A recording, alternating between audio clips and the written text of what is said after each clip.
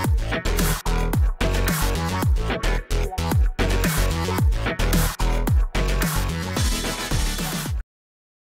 guys, salam kenal semuanya. Namaku Sufani. Ini adalah video pertama aku di YouTube. Kedepannya aku akan lebih sering sharing tentang video personal finance, yaitu tentang asuransi, tentang investasi. So, please subscribe to my channel sehingga kalian tidak ketinggalan ya. So, hari ini aku mau review satu aplikasi yang lumayan sering aku pakai untuk investasi. Namanya adalah Bybit. Bagi teman-teman yang masih pemula, sebenarnya Bybit ini lumayan user-friendly. Aku sendiri sudah pakai kira-kira 3 tahun, dan kebanyakan aku pakai untuk investasi reksadana. Dan kedepannya mungkin aku bakalan pakai untuk beli obligasi negara juga, karena aku baru tahu kalau di Bybit itu sudah bisa beli obligasi negara. Untuk investasi sendiri sebenarnya aku lumayan diversifikasi ya. Aku ada investasi di saham, investasi di reksadana juga, dan dana darurat. Dan kebanyakan aku pakai investasi reksadana itu untuk dana darurat, dan juga investasi yang jangka waktunya itu tidak begitu panjang, yang sekitar 3-5 tahun. Nah, itu aku masukin ke reksadana. Dan untuk reksadana sendiri aku ada pakai beberapa aplikasi, salah satunya itu adalah Bybit. Hari ini aku pengen bahas mengenai gimana sih review aplikasi Bybit yang selama ini aku pakai selama kurang lebih 3 tahun terakhir. Oke, let's start. Kalau kamu adalah pemula, kamu bisa download aplikasi Bybit di iOS ataupun Android. Nama aplikasinya itu adalah Bybit yang logonya warna hijau. Kalau sudah selesai download, kamu bisa ikutin cara registrasinya dengan memasukkan nomor HP dan juga data-data yang diminta oleh Bybit. Aku daftarnya udah lumayan lama, sekitar 3 tahun lalu, jadi sebenarnya aku udah lupa nih, prosesnya lama atau enggak ya, tapi seingatku sih tidak lama ya. Nah, kalau misalnya kamu mau daftar, kamu bisa masukin kode referral aku, Sufani, dan kamu bisa dapetin bonusnya.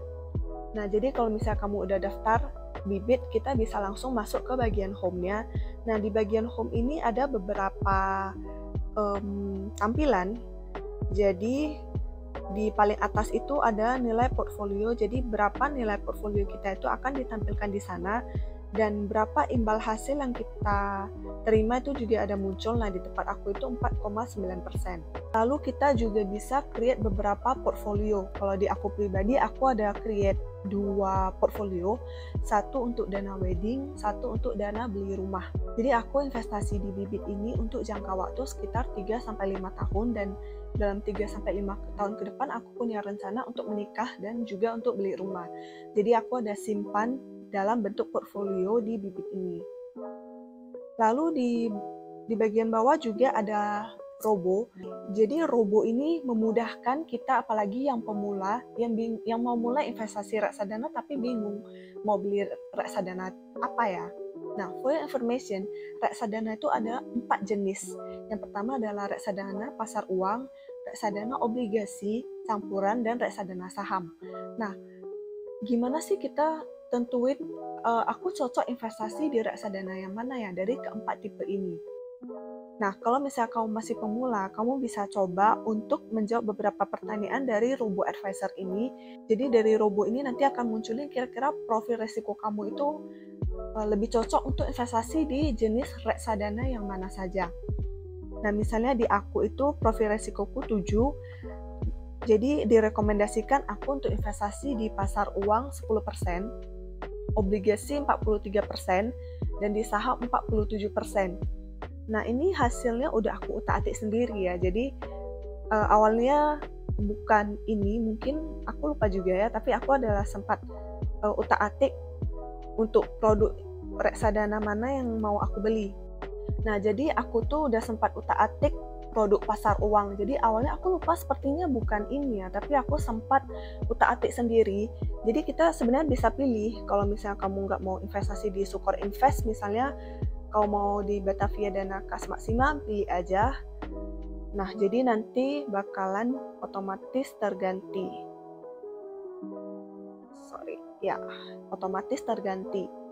Nah, saran aku kalau misalnya kamu masih pemula, mungkin kamu bisa pelajari dulu reksadana, jenis-jenis reksadana apa aja, dan gimana cara menentukan reksadana, dan gimana cara menentukan produk reksadana mana yang sebaiknya kita pilih.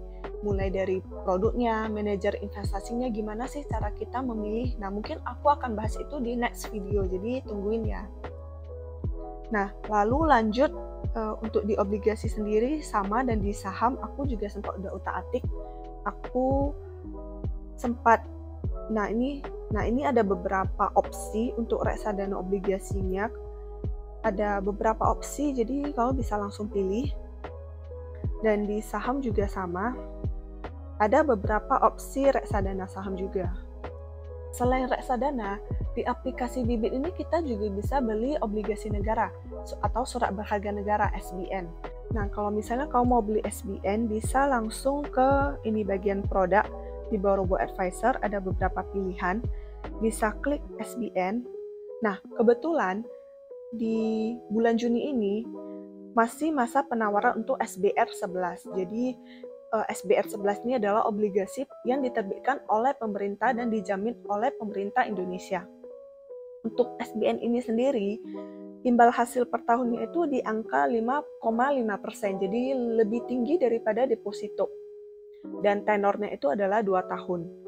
Jadi misalnya kalau kita beli di tahun ini, maka cairnya itu akan di 2 tahun kemudian, di tahun 2024. Dan selama masa itu kamu tidak bisa mencairkan obligasi ini. Sebenarnya bisa, tapi harus dicairkan di masa early redemption. Di periode 26 Juni, jadi tahun depan baru bisa di early redemption ya namanya. Nah, lalu di SBR 11 ini jatuh temponya itu di 10 Juni 2024, yaitu 2 tahun lagi. Minimum pembelian di 1 juta. Tipe kuponnya itu adalah floating with floor. Artinya apa? Misalnya ini dijanjikan kan imbal hasil kita 5,5% per tahun. Dan saat ini suku bunga BI itu di bawah 5,5%.